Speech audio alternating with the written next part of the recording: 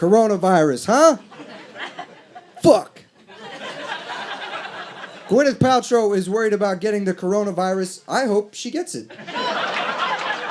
Because if Gwyneth Paltrow gets the coronavirus, we might find a cure, you know? It's not in labs. Gwyneth knows you gotta masturbate in a Himalayan mud bath. And then you're fine. Thank you, Goop Mama. Thank you, Goopy Mama. I was a bit of a weird kid growing up, you know? I've heard about this girl. She's 11 years old. She's Syrian. She's going to be competing in the Olympics.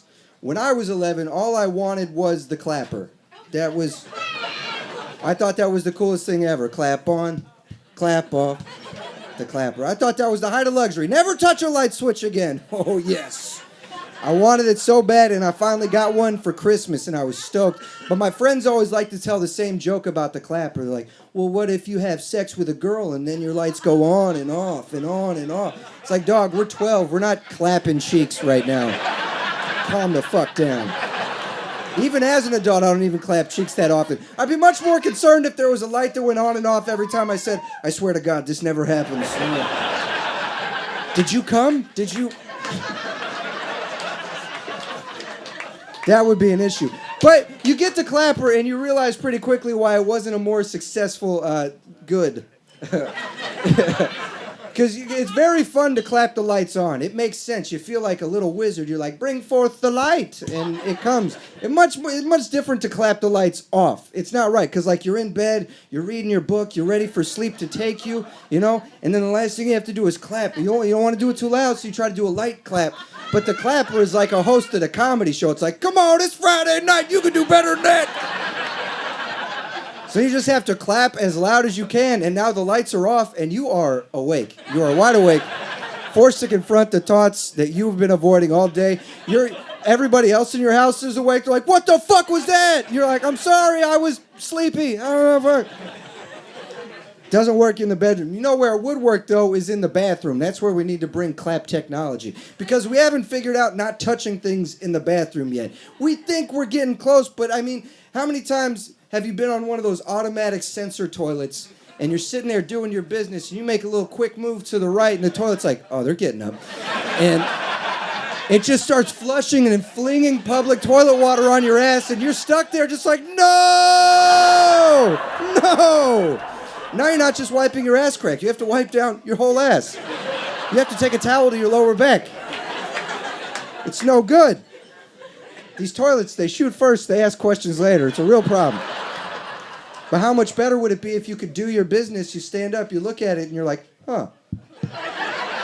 And away it goes. That could be really good for us. Hey, folks, you ever pee so clear in the toilet, you're like, I don't need to flush that.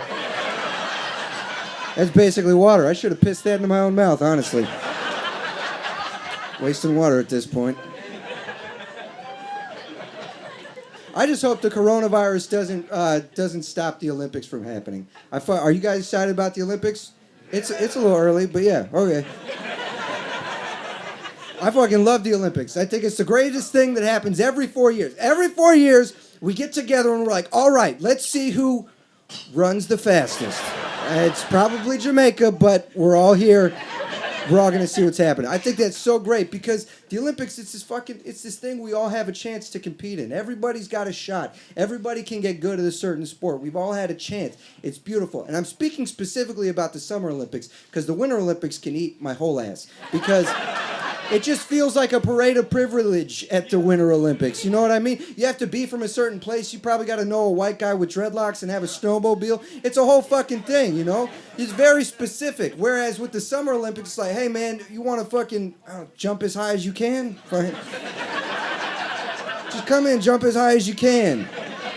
We got a race where you run and you hand off a baton. Would you like to do that? Yeah, it's pretty simple. Summer Olympic stuff. Whereas the Winter Olympics are like, hey, for this race you need skis and a gun. It's like, nobody has skis and a gun. What are you talking about? One of the big things in Winter Olympics is bobsledding. I've never seen a bobsled in real life in my whole life. Never touched a bobsled. I don't know what it smells like to be near the track, you know? The only reason I know about bobsledding is because of a movie about guys that didn't know about bobsledding.